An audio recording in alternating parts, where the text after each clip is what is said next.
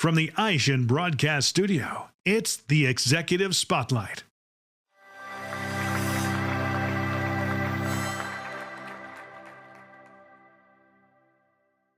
Welcome to the AutoSuccess Executive Spotlight. I'm your host, Brian Ankney. Today, our guest is Daniel Govaer from VINCUE. Welcome. Thanks for having me. Hey, I really appreciate you coming in and fighting the snow. Why not? It's March, it's Ohio, but this is worth it. Yep. Well, you know, the snow will definitely be gone by May. I mean, maybe, hopefully. Maybe. So let's dive right in. Tell me, you know, a lot of dealers are now sourcing vehicles from the service drive. How does that work? What does it look like? It works and looks a lot better than it used to, right? Because I think we've all been a part of it at some point. I know when I was, you know, a green pea, right, and many moons ago, and they told me since I was new that I would go work the service drive. So get there a few minutes early, and then go talk to anybody in service and just ask them if you could reimburse them for their service work for that day. Would they consider getting a new car? And I thought that was going to be a good idea until like the first 3 people told me they were there for a complimentary oil change, and then what was I going to do? And I didn't really have a good plan for that. Then they told me to go start asking people if I could offer them a complimentary appraisal. And I didn't even realize how silly that was because like we've never charged anyone for an appraisal. Yeah. Like ever in our life. But that was the word track, right? And so then when they did say that they would take one of my complimentary appraisals and I had to trek out to their car in service, find it, go back to my manager, get a number that would be like, well, tell them this, right? And after a few times, I think the customer, when I was really pretty sure that customer was going to swing on me. Like I really thought I was going to be target practice for him. And then, of course, the manager comes around and says, like, what happened to that customer you had in service? And so, well, they left, and I'm pretty sure they wanted to hit me. And, you know, what was the encouragement? Well, that means they cared enough about the deal, right? And I was like, it didn't seem that way. It didn't feel like that. So now we've evolved. A lot of dealers, obviously, since COVID and the shortage have realized that I don't need to look outside to get my next car. And my next great used car at the best possible acquisition price can be right in my dealership. And there's people coming in there every day with keys that are already trusting my dealership to do service work for the car. And now there's dealerships that have been practicing that certainly there's dealerships that have been doing it for longer than since COVID. But you've got a lot of dealerships that have been doing it for the last 5 years. And a lot of them have great processes of calling clients the night before, letting them know that there's interest in their vehicle, letting them know that they can have an offer ready for their vehicle, convert their vehicle to cash the next day if that's something they're interested in. And most dealerships have also figured out that you have to involve service in this, compensate the service advisors in one way or the other. And they've gotten a pretty good system of being able to acquire just the vehicle itself out of the service drive. Now, I've heard you talk about a loyalty department before. Can you explain to me what that is? Yeah, I mean, that's probably one of my favorite things that we've come up with in the car business in recent history. Because really what it is we don't need to just be, you're not a sales customer or just a service customer anymore. Right, and we've all been guilty of it. I've been guilty of it, right? You know, when someone says, what's going on with that customer? Oh, he's in service. But no, he's in the dealership, right? Yeah. And he or she is a customer of the dealership, not just a service or a sales customer. And the silo that happens there, it's endemic, really. I mean, it happens in the dealership. It happens because of the software we use. It happens because of the departments. And it's just the way that things have become. But let's tear down those walls. Right? And dealerships really need to make sure that we show some reciprocity to our customers and that, you know, they're loyal to, they bought a car from us and they service with us. Let's start there. That's a lot already. There's a lot of places that any customer could choose to do any of those things that they chose to do it with you. Now let's find some ways to show them some reciprocity. And how do I do that? Well, one of the ways is make sure that you know that my department, my goal is to show you that we're loyal to you. For you being loyal to us, that we want to reciprocate that to you.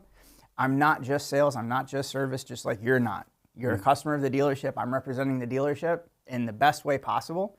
And now we're taking, not just acquiring your car, we're going to the next step. We're going one step beyond that. So it's not just that I want to acquire your car, but I have a car here that I think I could put you into a better position. And this used to be called equity mining, but there's not always that much equity anymore. But there's still good reasons why customers you can help them get into a better position in a newer car, source their car out of the service drive, turn that into an internal, benefit your service department, benefit your customer by putting them into a better position in a new car or a newer car. And then, of course, you're benefiting the associate because they're seeing continuous great results happening in that repeat transaction. You're deepening that customer life cycle, benefits the enterprise, it benefits the associate, and benefits the customer. That's why we call it loyalty. Well, now, if somebody's watching this right now and they say, boy, this sounds great, you know, how big of an opportunity is it and how do they get started? It's a massive opportunity. Right? At NADA, we published a calculator so that dealerships could see based on what their RO coverage is. So I have this many ROs. How many of these am I going to convert a month? Well, if I convert this many based on my current new car PVR, used car PVR, front, back inclusive, now I add back in my retailable trades. What do I make on those? What do I make in service on those? And of course, in service, you're going to retain a higher gross profit than you would in variable. And so the dealership total profit picture plus any additional bonus volume, stair-step money that you would make, your doc fees, it all adds up as this found income. But even better is you're deepening that life cycle with the customer. And so if you take your total amount of customer pay ROs and warranty ROs that you have coming in for the month and start with a reasonable goal, right? Say you're going to convert, depending on how big your store is, 2.5% to 5%. Let's start and see what that number would be based on all those other categories that you'd make income from. What does that look like as an actual bottom line impact to your store? And it's pretty big. Sounds big. Yeah, and you just have to be consistent with it, right? And arm your salespeople with something better than either a lowball trade offer, right, or a reimbursement on your service work as being the only things that they have, and let them have real conversations with your customer so your customer understands that you are trying to come to them and show them some appreciation for continuing to do business with you as a dealership. Let's stay with the salespeople. How do the salespeople feel about this, and how does it impact their income?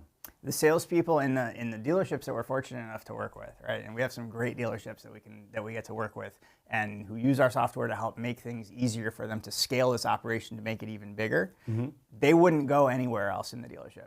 In fact, there was one time when I was joking with them on camera when we were saying, like, we would like to show other stores how you guys do this. And one of the questions I said was, if one day they came to you and said that the sales floor was short on coverage and they needed you to go back to the sales floor for like a week, would you be cool with that? And he's like, no.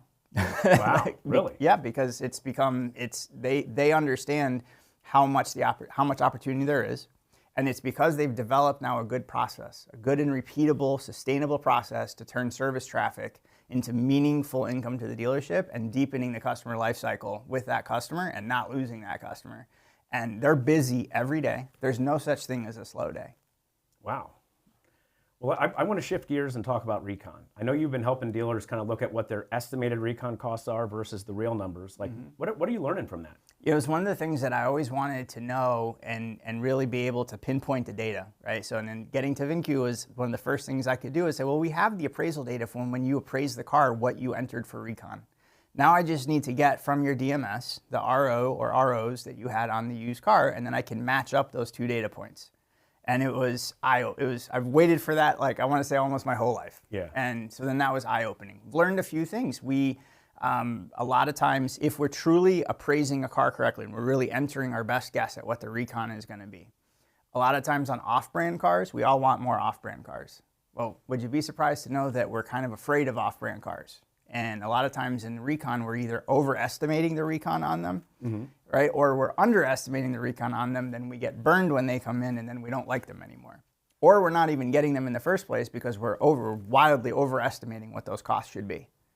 And we can pinpoint down by if there's a specific variance that you're missing, that a certain appraiser or a buyer is missing a car by, we can go have a conversation with that buyer and say, listen, front brakes, you got to drive the car to feel them, right? But if you feel this vibration because you're missing this car by $770, that's your average variance, and that's about what front brakes are on this. So we can get very specific with that. And for the first time, we're being able to arm our buyers who are buying cars online, like from auctions. If an auction is telling you that the car has a 4.5 CR, right? We've all seen that. That car should be nearly perfect, right? And yet it's usually not.